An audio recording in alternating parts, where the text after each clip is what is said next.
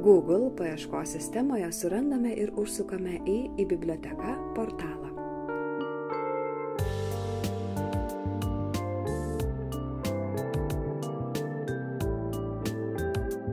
Prisijungiame ir įvedame knygos pavadinimą.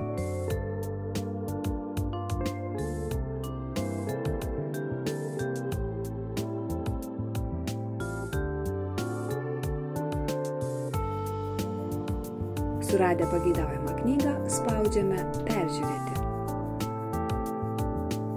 Spaudžiame užsakyti, pasirenkame Jonavos rajono savivaldybės Grigorijaus Kanovičiaus viešąją biblioteką, atsiėmimo būdas į knygomatą, pasirenkame viešosios bibliotekos knygomatas ir spaudžiame užsakyti. Gavus SMS žinutę, keliaujame knygos atsiimti į knygomatą prie bibliotekos.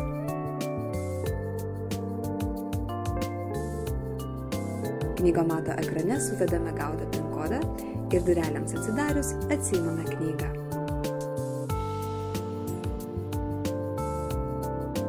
Linkime gero skaitymo.